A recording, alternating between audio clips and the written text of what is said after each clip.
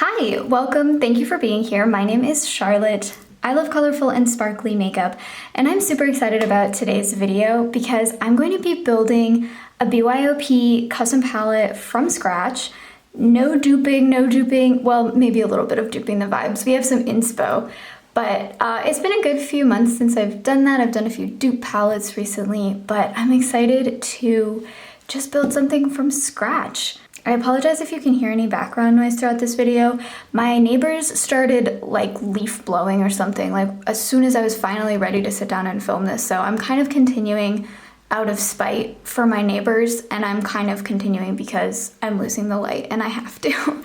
I want to make a dark autumn palette, kind of a gothic type palette, not necessarily goth and not necessarily Halloween, but I'm thinking more just like dark, cold, some warm, orangey, rusty autumn leaf kind of tones, and then also some sort of like gray, dark, cloudy kind of tones. Last year around this time, I made like a November inspired palette that was sort of like foggy, drippy, rainy, gray.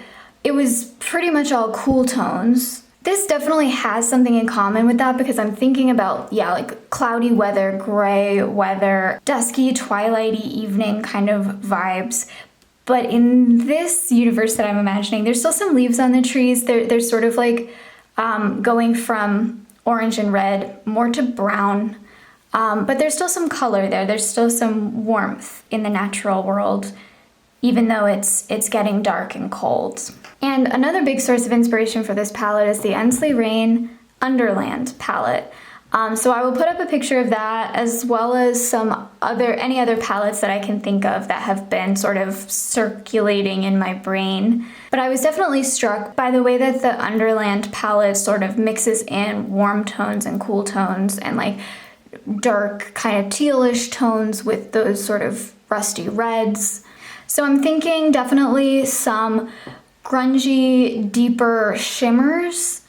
I'm thinking some deeper mattes, maybe a mix of neutrals and then some colorful mattes, like maybe a maroon and a deep green. And yeah, and for the shimmers, I'm thinking a mix of kind of warm and cool tones. You're gonna see lots of like half disemboweled custom palettes as I go through these.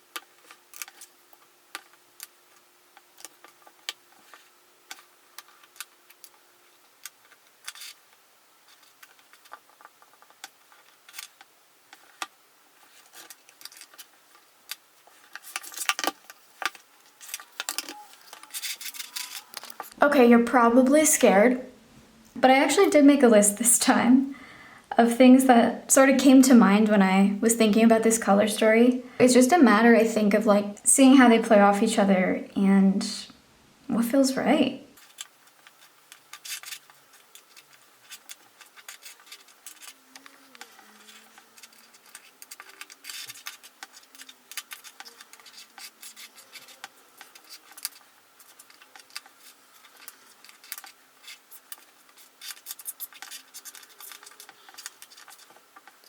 I think I'm going to start with some of these like rustier tones.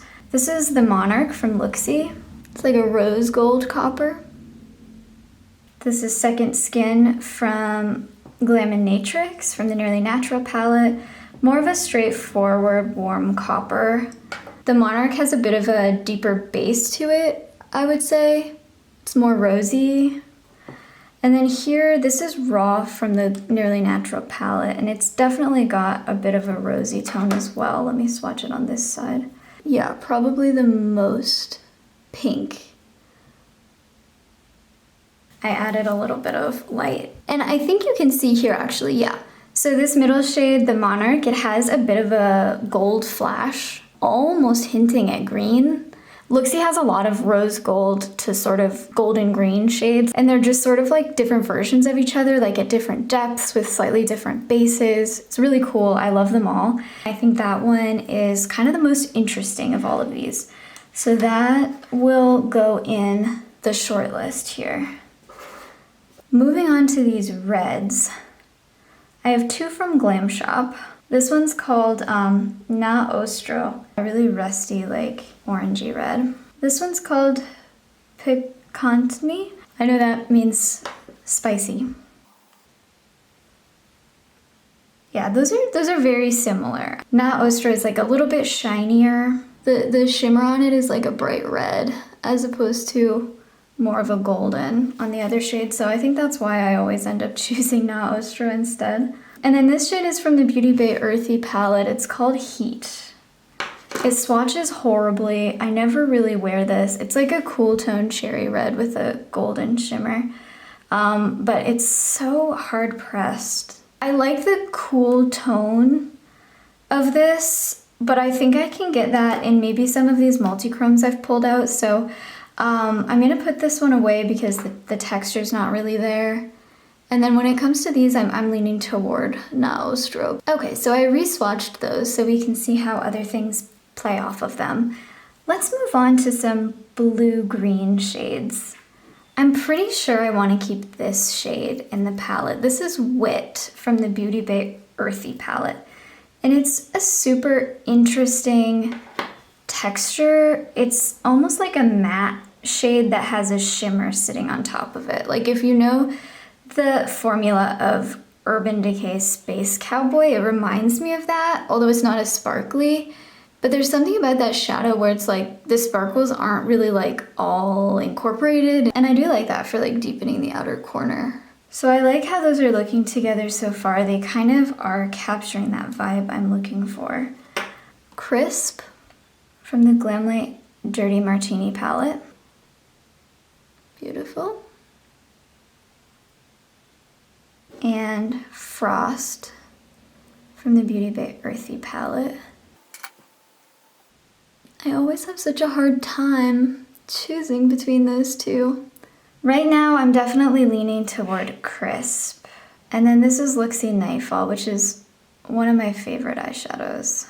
It's a lovely, foggy kind of blue shade with a golden shimmer. It just really stands off the eye. It's a completely different texture to those other three that I just swatched. Yeah, I definitely want to keep that in.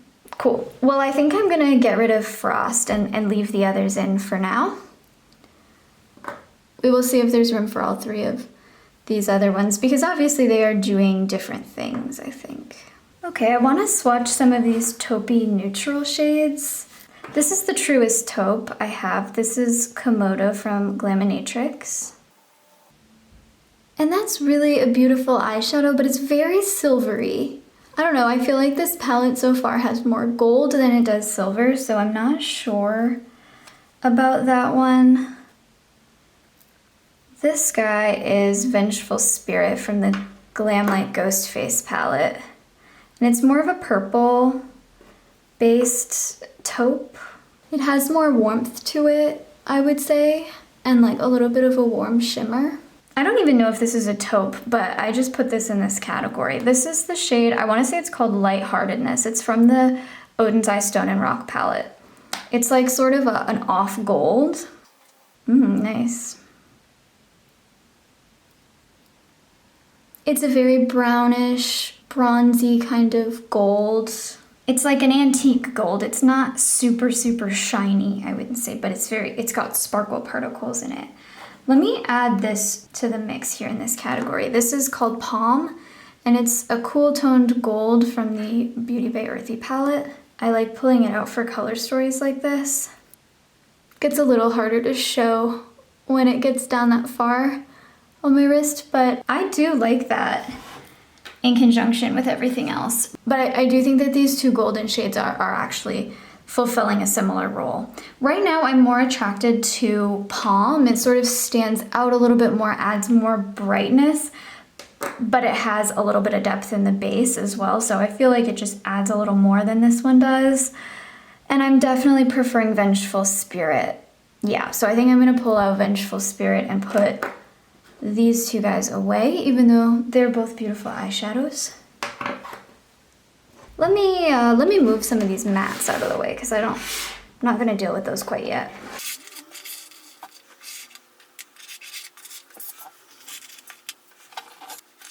If you've watched any of my palette building videos before, you know I always pull out a lot of greens and then I have to swatch the same greens again and again in comparison to each other. I hope you're not tired of it yet. So this is High Class from the Glamlite Dirty Martini palette. It's one of my go-to sort of olive golden greens. Super, super beautiful. I love the saturation of this one. I love how it looks on the eyes. Similar to that is this shade Passion from the Stone and Rock palette. I really love this shade. This has been like a bit of a dark horse coming up to overtake some of my favorite greens. It's got that same like bright, saturated olive green golden shimmer, but it's so translucent when you shear it down. You can see there it's got like either a base or a shift to sort of like just a brownish green, but I find that, yeah, this can like, it's almost like a topper. Like it's just so sheer. It's just almost pure sparkle. And the formula in this palette is quite sparkly, which I love. So that's a strong contender. Really like that one. This one probably doesn't stand a chance, unfortunately. This is one of my fancy eyeshadows from Lisa Eldridge. It's called Madrigal, I want to say. It's from the Sorcery palette. I love the Sorcery palette, but I have to say I love it more in theory, because a lot of these shades I don't end up reaching for a ton, and with this shade it's the tone. It's that it's just kind of grayed out a little bit, and it doesn't have a strong shimmer the way these other guys do, so it sort of just looks very gray, brown, green from every angle, which is just not my preference personally. So yeah, actually, I don't think that's making the cut. And then I have two like cooler toned greens as well. This is called Olive Lover. It's still an olive green, but it's just a slightly less like golden take on olive. It's kind of got almost a forest green shimmer going on. Very beautiful. And then this one is a showstopper for sure. This is Dragonslayer from Looxi. I almost hesitate to waste these favorite eyeshadows in like swatches. But yeah, this is just so shiny, so reflective. You can see it has that olive, almost limey gold shimmer, and then it also goes to a cool green. And it almost has like a purpley kind of cool toned green base. I think I am going to include that. I'm definitely attracted to like multichromes for this palette, partly because the inspiration is the Underland palette. I don't often put multichromes in my BYOPs, or I haven't often in the past, but I think I am going to today. I do really like that effect.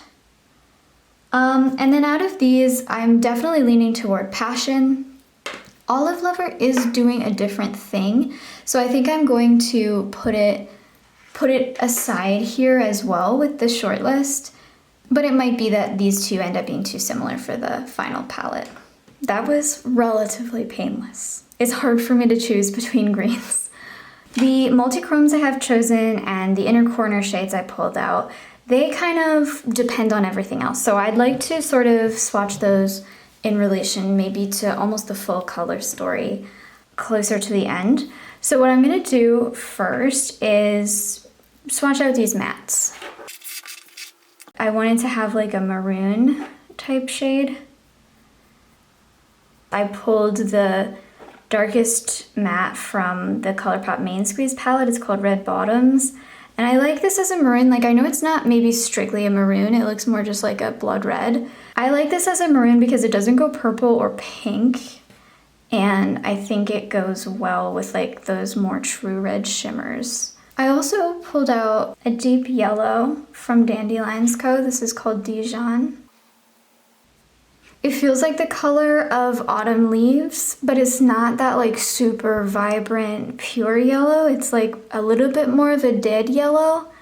So I think it fits the vibe well. I also pulled out Troubadour from the Sorcery palette from Eldridge. This is my go-to teal. It's very sheer when you first put it on your eyes. It's kind of weird to swatch for that reason because you can deepen it for sure. Like that's 2 layers. It made such a difference. But the sheerness of the first application is what makes this so easy to use and so blendable. So that's why it is my go-to of this type of shade. I really like those 3 together. That is really dark autumn. Okay, another go-to deepening matte that I put in a lot of palettes is Eucalyptus from Beauty Bay. This is from the Earthy palette. I'm really liking the combo of all these. I don't use deep mattes that much, so honestly, like, they're not the most practical for me to have in a palette, but I really think they're gonna add something inspiring to the color story when it's all laid out. And really grounding, like really keeping it in that earthen realm. Then I pulled out a deep brown. This is from the Alter Ego Daylight palette. It's called Coffee. Really nice, just go-to deepening brown shade. And then, yeah, the Underland palette I'm pretty sure has a black in it. I was kind of thinking that the black would be like a catch-all for if there were deep matte shades that I couldn't get in the palette. Obviously, you can use them to deepen a shimmer, like just sort of deepen the tone of a shimmer at the very edge. But I don't think it adds anything to the color story as laid out. It doesn't add anything to like the inspiration. It's purely practical. So I'm kind of thinking actually I'd rather have these colors, these deep colors. So I'm gonna put the black aside for now. I want to keep the brown for now, although I realize I might not have room for everything. For some transition shades, these are very important for me. That's like a big part of how I build a look, is just putting a neutral transition shade instead of having like a bunch of colorful mattes to blend out the shimmers. I know I want to keep a taupe shade, so the 2 I pulled out are Nothing to See from the Glaminatrix Nearly Natural palette, and also Path, I think, from the Alter Ego Daylight palette. I've never swatched these in comparison to each other. Oh yeah, okay. This is a lot lighter. So I think that this deeper, slightly deeper one is gonna be more useful to me, and I can go ahead and put this one away. And then, yeah, I pulled out like a warm transition shade as well because I will obviously have like warm tones to blend out, but I'm wondering if I can just sort of use the yellow for that. Yeah, I kind of feel like I can use this as a transition, so I don't think I need this. Okay, final 2 mattes are these kind of wild card shades, these mints.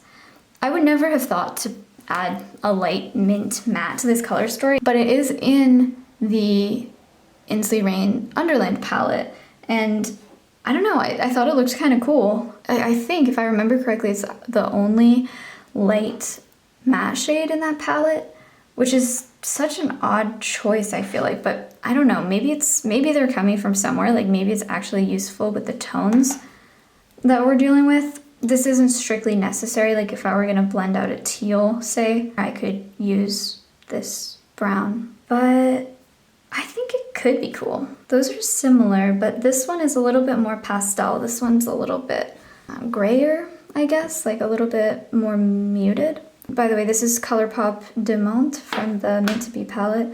This is Fresh from the Beauty Bay Earthy palette. Yeah, I think I like Fresh for this color story. I turned my lights up again. Hopefully everything looks okay. So we've arrived now, I think, at the Multichromes. What I want to do is take a sort of representative sample of what the color story is going to look like and swatch it out here and then sort of be able to see how the Multichromes interact with it. I tried to cram in as many swatches as I could there.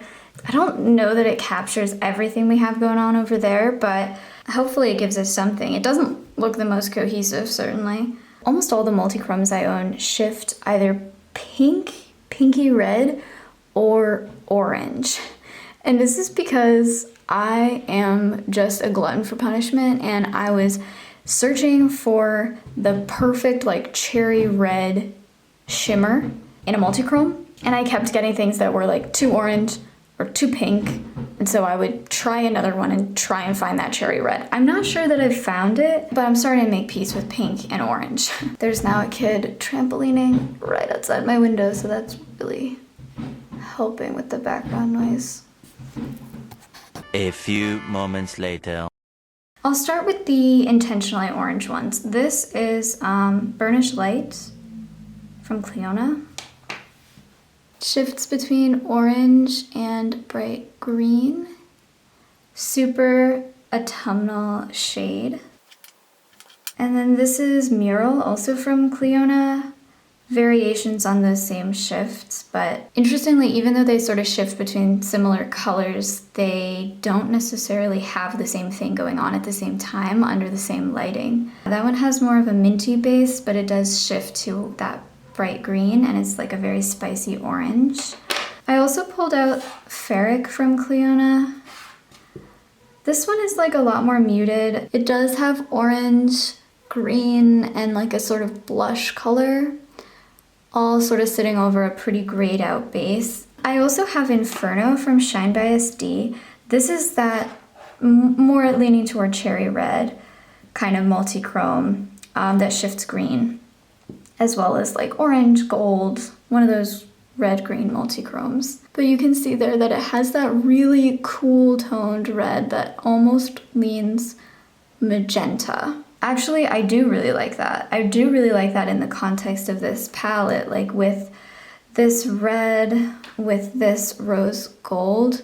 I'm really liking how that looks, actually. Yeah, super stunning. I really think I want to keep this one. Oh, Takeover is also orange, I think, but it has a little bit of that cherry red, pinky kind of shade as well. This is also from Shine by SD, super sparkly, and it has a blue base. So that doesn't necessarily, it's not what would come to mind immediately for this color story, but I have this blue, I have some teals, and actually the Underland palette has a shade similar to this and this other shade that I'll swatch, which is the Cosmos from Terra Moons. They're quite similar, but I would say the Cosmos is a little bit more pink and Takeover is a little bit more orange. Do I need both of them? I don't know. Oh, weird.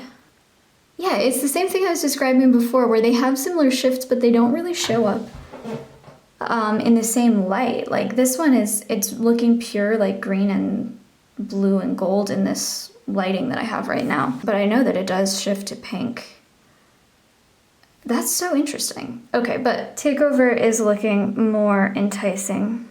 I definitely want to keep Inferno. I kind of do want to keep Takeover. Yeah, I kind of do. I'm gonna bump out the Cosmos. With Takeover, I don't think I need Mural because Takeover has, you know, it shows up pretty sheer, the base. So the question is, with those spicier shades, do I need something like Burnish Light, or is this redundant now? The thing is, Burnish Light is a lot more golden because the orange is super warm. These have orange in them, but they're sort of overtaken by the pinky red. Burnish Light is like it's a very golden orange. So I think I do want that. And also it's affected by the light here. Like in person right now, Burnish Light looks almost entirely green. Yeah, I guess you're getting some of the orange on camera. This color story looks all over the place. Ferric is definitely going to wait its turn for another day. All right, I re-swatched Inferno down here so that we can look at these other shades, keeping that in mind. Here are some lighter, more inner corner type shades. These two are too dark in the base to actually be inner corner shades, but they sort of fall into a similar category. So let's look at these together. This is my old reliable. This is Ray from the Beauty Bay Earthy palette, and it's just like an iridescent warm green, essentially. It doesn't look that impressive next to these multichromes, but I swear it's really beautiful and sparkly.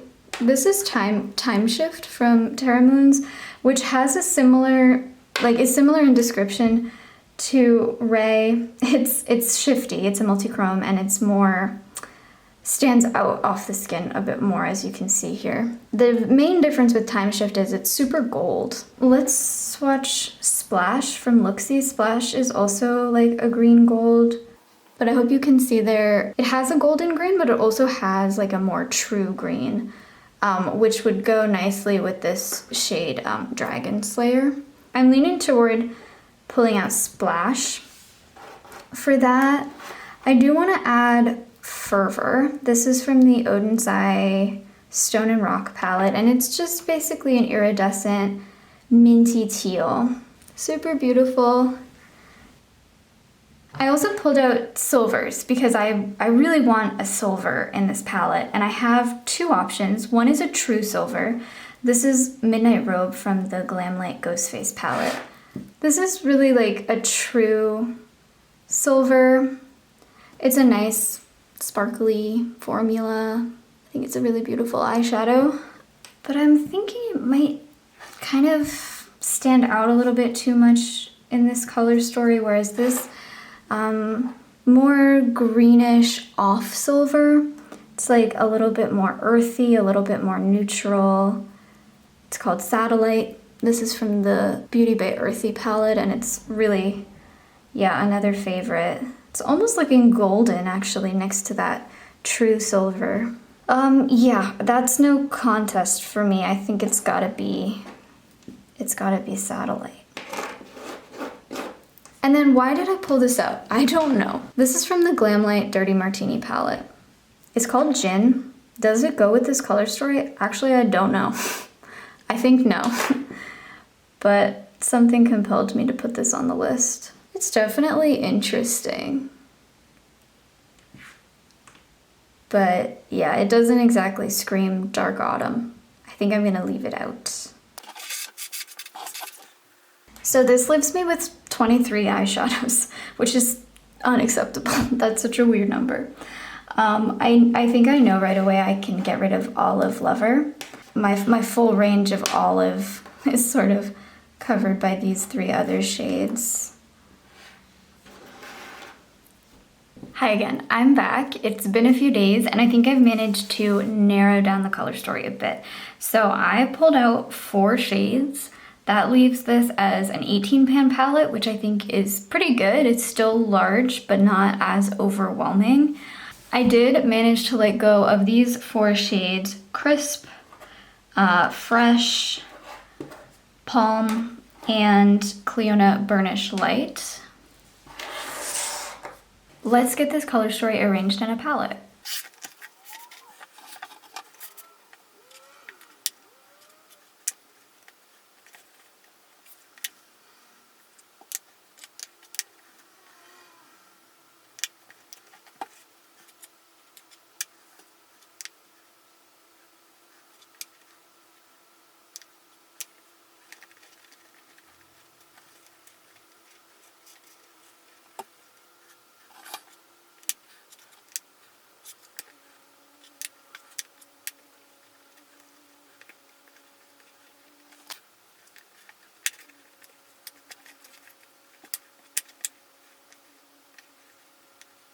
Okay, for once I actually tried to arrange this in a way that made sense and isn't random.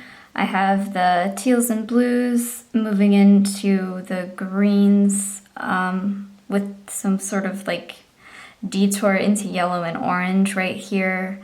This was showing up really green in the pan, so I had lumped this in with the greens, but then I saw on the viewfinder that it was showing up really pink, so I decided to move it closer to the reds. Then we have like sort of red rusty shades moving into the taupey shades. Yeah, this makes the color story make sense to me. It essentially is teals, greens, reds, and taupes. And it has some like sort of orange and gold coming through in the shifts. It's definitely a lot. Like that's a lot of colors for one palette, but it does feel very much dark autumnal to me. And I think the Underland palette that I was sort of inspired by, I think it does have a lot of color families going on in there as well. So you do see that, especially when you get special shades, I think you have like a little bit more leeway to incorporate like more colors within a fewer number of shades. I'm gonna swatch this out for you. We'll see what we have.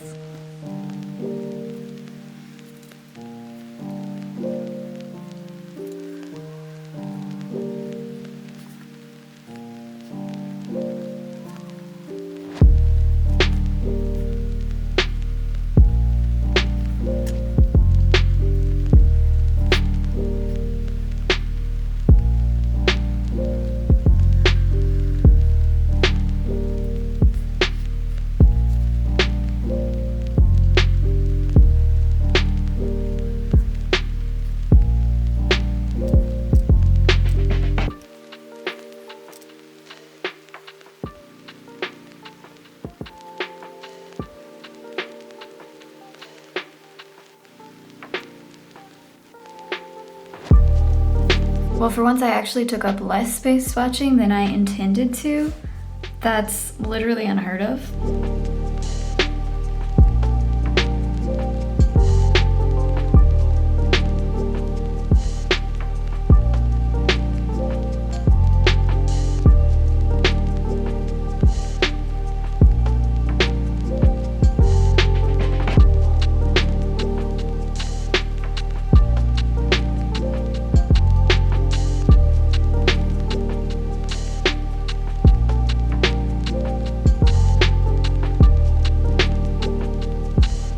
I wasn't totally getting the shift there on that red-green shade, but I think you can see it pretty well here. Look, it goes to that electric green right there. And then the cherry red. Well, I'm really happy with this color story. I think it really captures the vibe I was going for. I'm excited to play around with it, get some use out of these really special shades. Thank you so much for joining me. I hope this was inspiring in some way. And I've really been getting back into building custom palettes, so I hope to have more videos up soon. Keep an eye out. Thank you for being here, and I will see you next time. Bye.